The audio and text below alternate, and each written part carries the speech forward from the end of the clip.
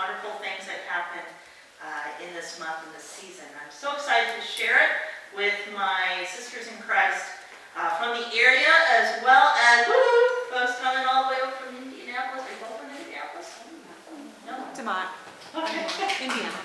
Okay, well, we That's got right. people who travel all over, so thank you for choosing to spend your day here and to spend your day together. I'm going to share a few things that I hope will inspire you and motivate you and maybe give you something to take with you throughout your journey, your faith journey. I want to tell you a little bit about myself today, but first I'm going to start with why I chose the title, Set the World on Fire. That title is inspired by a quote from St. Catherine of Siena, one of my favorites. And she said, of course, this is an English translation, so, you know, she actually spoke in Italian, and I went to Italy, but I'm not going to say Italian. She said, if you are what you should be, you will set the world on fire. In other words, if we are the women that God has created us to be, has called us to be, then we could not help but set the world on fire. And that's what I hope that all of you are ready to do. I know sometimes we feel a little bit more like an ember cooling off. And sometimes we feel like maybe it's a forest fire out of control and people are looking at us really strange. Most of the time we're somewhere in between. But I want each of us to be ready to set the world on fire. Your own local part of the world.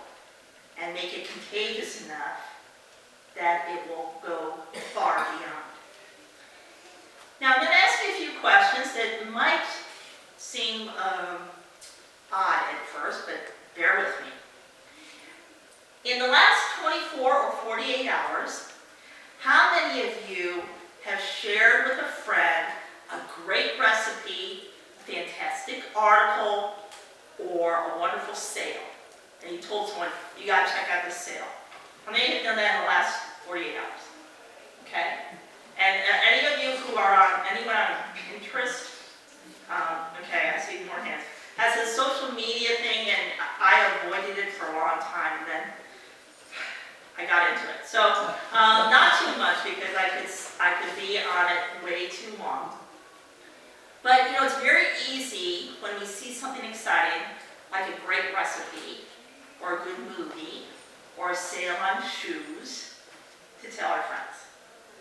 Now this one you might be a little bit more connected with. How many of you in the last 48 hours have told someone about something really wonderful that one of your family members did? One of your kids got an A on a test, your son started a business, someone had a baby. How many of you have shared great family news with other people? How many of you share great family news, like almost always, every day? You love to talk about your family, don't you? It's so wonderful. Yeah, some of us just absolutely love to talk about our families. And that is a wonderful, wonderful thing, because our families are a gift from God to us. We're a gift to our family, and the importance of the family is something we want to share with others.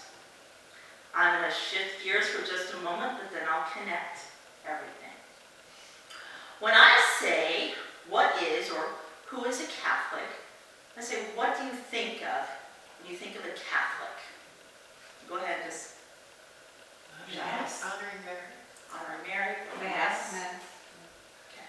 What else do you think of when you think of what is a Catholic? What makes you can tell someone's Catholic? Giving. Pope or Pope.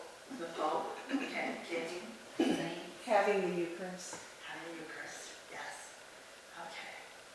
Now, what do you think when I say what is or who is an evangelical? What do you think of when you think of someone's an evangelical? Someone who goes out and professes his faith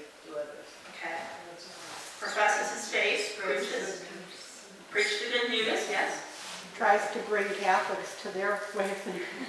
Tries to bring Catholics to their way of thinking. Yeah, Is driven by the Spirit. driven by the Spirit. Okay. Now, what do you think, who is an evangelical Catholic? I see some confused faces. Someone who takes on as a ministry, sharing the faith through, I think about EWTN, you know, the people who come on the programs there and really are on fire. There's Father Larry Richards and some people like him. Okay, so someone who takes on as a ministry, who shares the faith, perhaps in a very public way through EWTN or other radio and television ministries. Michael Kelly, Dynamic Catholic. Yes, Dynamic Catholic, Michael Kelly, yes. Yes.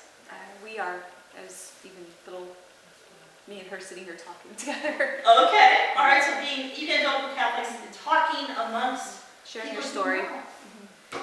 Yes, yes. That's what I was hoping someone was going to say. Well, we are evangelical Catholic. That's us. Or it ought to be. It ought to be. Not necessarily on television.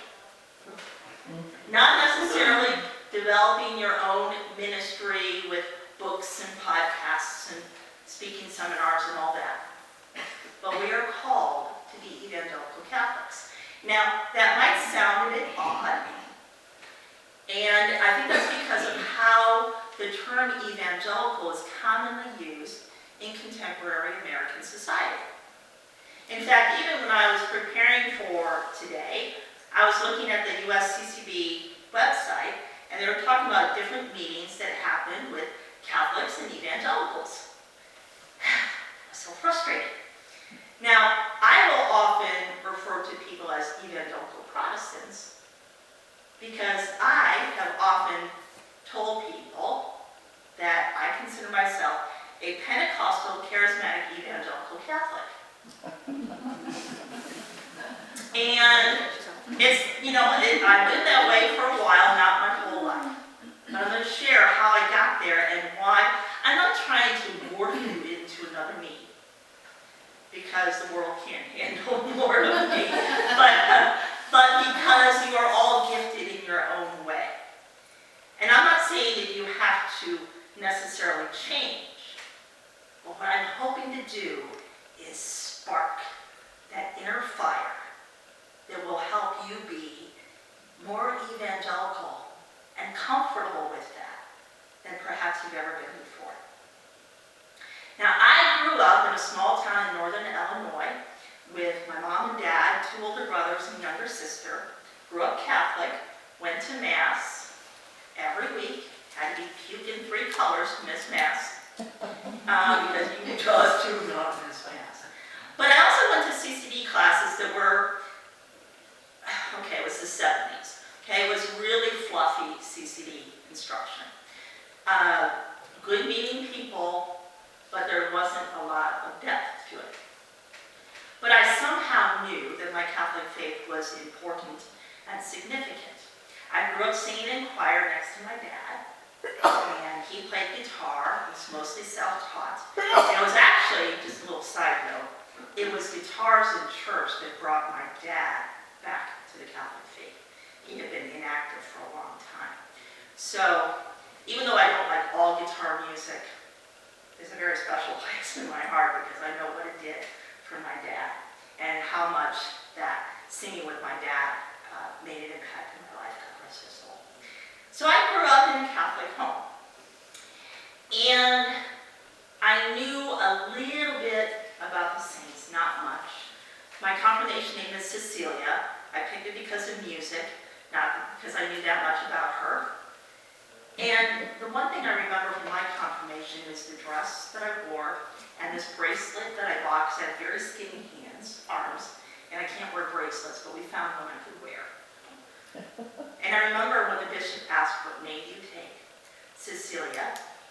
And the bishop at the time, Bishop O'Neill in the Rockford Diocese, said, Cecilia, nice. Somehow I felt like I had bonus points. from the bishop for picking the right name. When I went off to college, I went to Illinois State University, go Redbirds. I, right away, was going to the Newman Center for Mass. And I sang in the choir there, and I was a music major, and there are a lot of music majors in the choir, so let me tell you, when you have like 30 music majors, music is really fun, it's fantastic. But, like many people in college, I just wasn't connected to my faith. I just didn't have an understanding of how it should be woven in and out of my entire life. I had met some people who, while I was in high school, who had a strong faith. In junior high, my best friend was a born-again Christian. And she was the first one who would tell me about a personal relationship with Jesus. But at that point in time, it always sounded like that was for those folks, and it just didn't sound like the right language, like they don't get the whole thing, is what I thought. And it's true that many people do not have the whole picture, but it doesn't mean that we shouldn't have a personal relationship with Jesus. So at any rate, I entered into college, and I'm sort of a lackadaisical Catholic. And as many college kids do, I started to wander away. Now, I still wanted to go to church, because that's what you do on Sunday. You ought to. God gave us life. And a friend of mine invited me to a campus crusade or navigators type of church. She directly invited me. And I went, and I loved it. They had upbeat music. They stroked my ego by asking me to sing. They encouraged me. I felt loved. It was wonderful. And then one Sunday was their communion Sunday. And a couple of people in the church processed up the center aisle. And this was a very small church. It was like in a living room of a campus ministry building. They just put up folding chairs for Sunday and a card table at the front and a music stand for a podium. There was no need for a microphone for anyone because it was so small. But people processed up with like cookie trays covered with paper towels, and one tray had saltine crackers, and the other tray had Dixie cups with grape juice. And we were invited to take communion whenever we were ready, and then after you take communion, you could sit wherever you wanted to be. The irony is there's nothing communal about going up when you feel like it and sitting where you want. There was no unity in emotion at all. I saw people go up and break off part of a cracker and sip on their grape juice. I don't think I received, but honestly I don't remember. But I knew this isn't what it's supposed to be. I felt like it was a kindergarten snack, and it was time to take a nap. It was so strange. I was probably 20 years old, maybe 19. For the first time in my entire life, I hungered for the true Eucharist. For the first time. I had been receiving it since second grade. I had been receiving grace through that sacrament since second grade. But it was at that moment that it hit me. I need the true body and blood, soul and divinity of Jesus Christ. And I'm not going to get it here. And so, right away, that next Sunday, I found myself back at the Newman Center, singing in the choir. There are some liturgical things that were going on at the Newman Center at that time, which were wackadoodle. But at least there was a real valid Mass with a valid Eucharist. It was so important.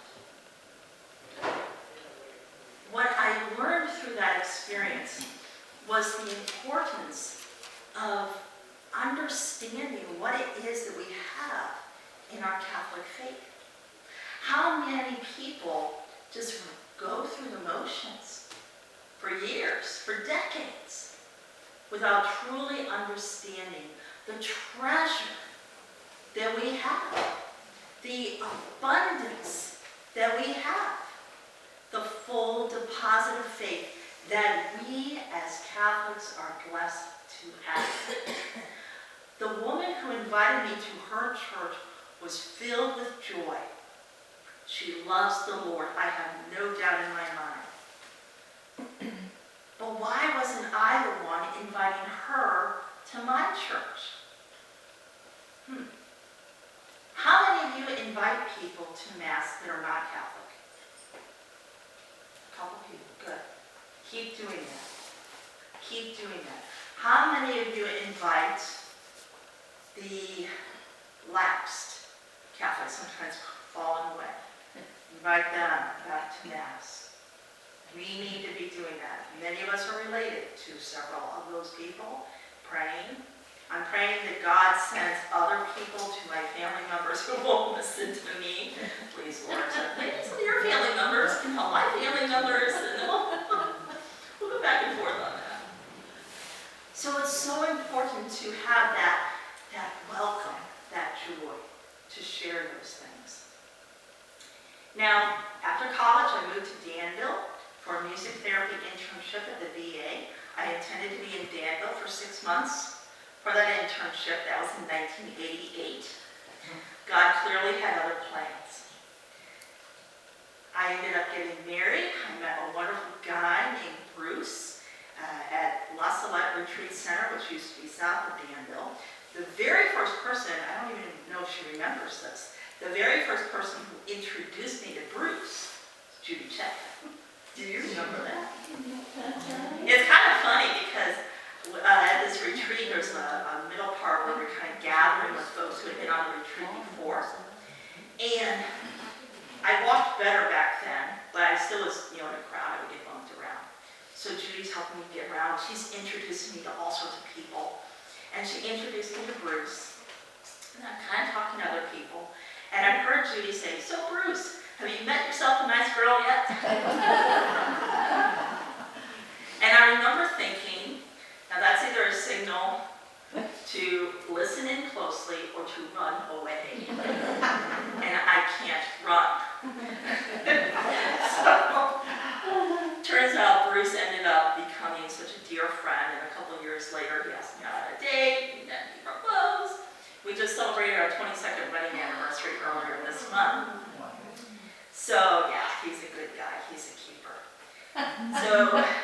So God clearly intended for me to be here. And there are so many things that have happened in my life over those years.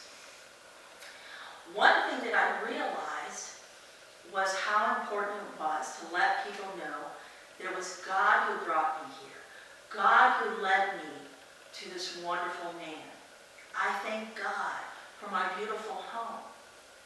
I share the fact that these blessings are from God. Yeah, I had to work my way through that internship, had to find a job. Bruce and I, marriage is tough. You have to work on that. But these blessings come from God. And so I share that with everyone, every chance I get. Many of you know that shortly after Bruce and I got married, I became pregnant. And we were very excited, telling everyone we're having a baby.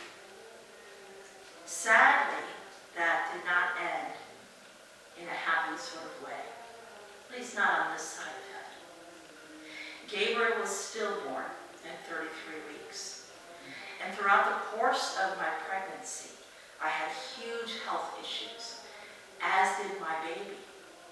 I was advised to have an abortion multiple times. Bruce and I knew, because of our upbringing in pro-life homes, that our baby matters, and that we were not going to let go of our baby any day sooner than God would permit us to hold him. And so I refused abortion. I don't say that to boast, but I say that to acknowledge again that God is the one who gives me strength and who gives me grace. That experience, we buried our son the day before our first wedding anniversary. Now, that's a really tough way to start married life. But it's because God brought us together, because Bruce and I both knew that Christ is the center of our marriage, that we were able to make it through that, to sustain our relationship despite the difficulty. 2 weeks later, I ended up back in the hospital, nearly paralyzed on a ventilator. I was in the hospital for 3 months, and there were so many days I would wake up and Bruce was at my bedside. He was in Indianapolis. And many of you helped because you would drive Bruce to go visit me, and then drive him back, because he still had work. And that joy of the faith community supporting us was a real testimony to my coworkers, my friends who are not a part of a faith community. It was a living testimony of grace and love and mercy and joy that comes from being united in Christ. It was a wonderful thing. I ended up getting involved in the pro-life ministry here in Vermilion County. And what was interesting is I was the first Catholic on the board of directors, and then I was the first Catholic on staff. Now, to Catholics who are pro-life, that seems really like, what? In some areas, pro-life ministries are primarily run by Catholics. But in our community, that wasn't the case. And what I found in my experience was that there were so many times people would ask me questions. Why do you guys do this? Why do you pay attention to Mary so much? What's the big deal about Mary? Well, for starters, out of all the billions of women who have ever lived and who will ever live, she was the one single woman chosen to bear the Messiah. That's a pretty big deal. Yeah, but you know, she was just an ordinary person. She just had an extraordinary duty. She was an ordinary person. So when you go to heaven, you're going to tell Jesus, I don't need to meet your mom. Well, I don't mean that. But we need to be about Jesus. We need to be about Jesus, not Mary. Well, why is it an either or? Whoever said it's an either or? And I'd love to share this story. I have a wonderful mother-in-law. Her name is Dorothy. And I realize that not everyone can say they have a wonderful mother-in-law. So there again, I thank God for that blessing. There are times we go to Rockville to visit my in-laws. And I remember one particular day, it was for Mother's Day.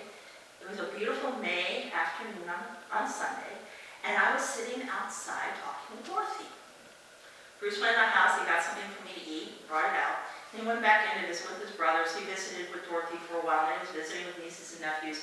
He can move a lot better than I can, so he was moving all over the place and visiting. I was sitting talking to Dorothy about whatever. I don't even know what it was at the time. Not once did Bruce come out of the house saying, what are you doing spending time with my mother? You're married to me. Anytime you're with my mom takes attention away from me. Did Bruce ever say that? Of course not. My relationship with Dorothy enhances and strengthens my relationship with Bruce. If I didn't like my mother-in-law, that would be difficult. I'm a strain on the relationship. But by being close to her, by loving her, by paying attention to her, by having a relationship with her, I have a better relationship with him. This is a story that I would share with my non-Catholic friends. And they're like, oh, I never thought about it that way. And you know, honestly, as a kid, I never thought about it that way either. I just didn't know. I have Catholic family. We didn't have a lot of devotions in our house. We did not pray the Rosary as a family.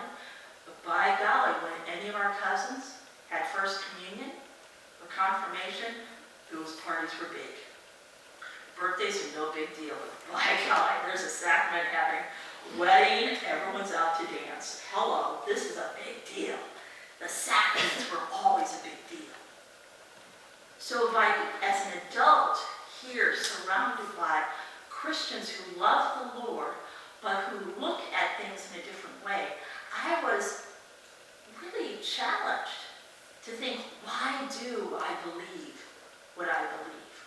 Why do we as Catholics hold on to these things? And I wanted to share that with others.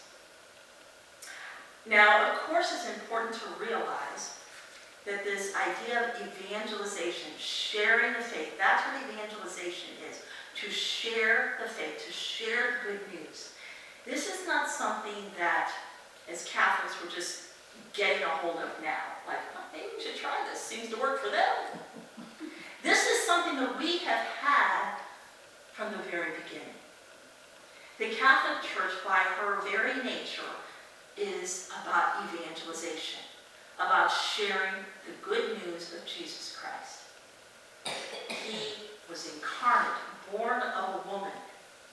He walked on this earth, he preached, he laughed, he healed, he forgave. And then he suffered and he died. And then he rose from the dead to open heaven for all of us. This is what the Catholic Church has proclaimed for 2,000 plus years.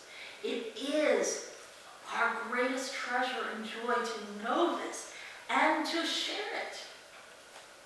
I am very, very happy and blessed by my friendships with non-Catholics, and they have taught me so much. Their zeal has been a great treasure and a joy to me. But I realize that we have reason for joy. We have reason to share. In fact, one of my favorite scriptural verses is 1 Peter chapter 3, verse 15. Does anyone know what that one's about? It's okay. Just testing. No. In it, of course, I don't know my class. Always be ready to give an explanation to anyone who asks you for a reason for your hope. Always be ready. Always. Not just at a women's retreat. Not just at coffee and donuts on Sunday after Mass. Always be ready to give an explanation for the joy, the hope that is in you. That means you as individuals, I just pray for you to consider what are those treasures, those moments where God has revealed himself and his love to you.